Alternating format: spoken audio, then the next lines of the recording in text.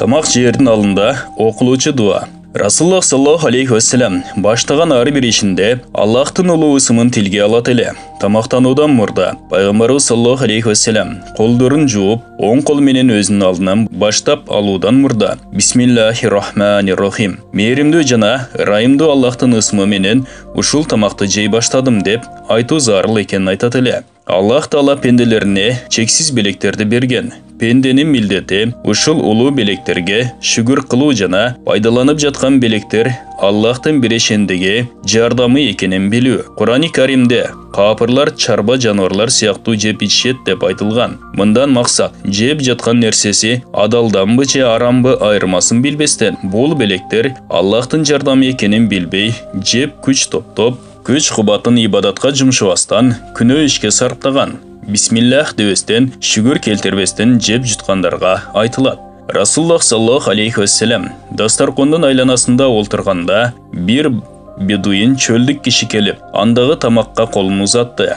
Пайгамбарыбыз саллаллаху алейхи вассалам анын колун кармап алды. Анын артынан бир бедуин чөлдүк аял келип, ал дагы тамакка кол узатты. Расуллах саллаллаху алейхи вассалам анын да колуну кармап ушундай деди: шек күмөнсүз Аллахтын аты тилге алынбай, жейилген тамакта шайтан шерик болуп калат. Бул бедуин чөлдүк киши менен аялдын колун кармаганымда, шайтандын дагы колун кармадым деди.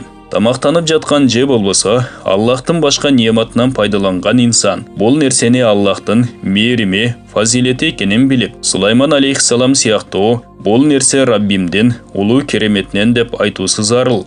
Аллахка мактоо жана шүгүр келтирүү жолу менен Юсуф алейхиссалам сыяктуу бул Алланын бизге берген улуу берешендигинен деп айтуу максатка ылайык болот. Абу Саид радиаллаху анхудан риваят кылынган. Расуллах саллаллаху алейхи вассалам тамактанып бүткөн соң ушул дуаны окуйт эле. Бардык мактоолор ошол Аллах үчүн. Ал мени тамактандырды жана мага суу ичерди жана мени мусулмандардан кылды.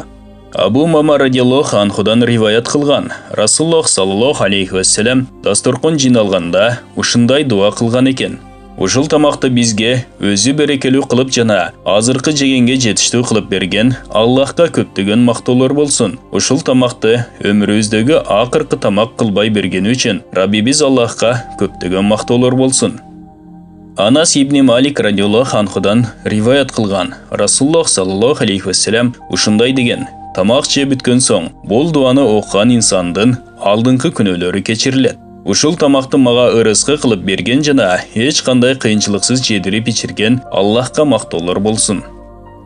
Окуя. Бир күнү эки шайтан жолугуп калышты. Бири өтө семиз, экинчиси болсо өтө арыктаган экен. Семиз шайтан экинчисинен бул кандай ахвал экенин сурады. Азып тозуп арыктап кеткен шайтан: мен бир инсанга шерик болот элем. Ал ар бир ишти баштаардан мурда Аллахтын ысымын тилине алат экен. Тамак жесе да, суу ичсе да, жатса да, турса да Аллахтын атын зикир кылат экен. Мага ал жеген тамактан ичкен суусунан эч кандай тийбейт, насип кылбайт. Ушул себептен бул абалда калдым деди.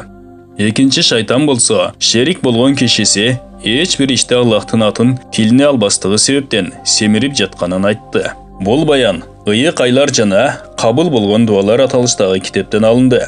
Урматтуу мусулман бир туугандар, биздин Икро медиа каналыбызга катталыңыздар.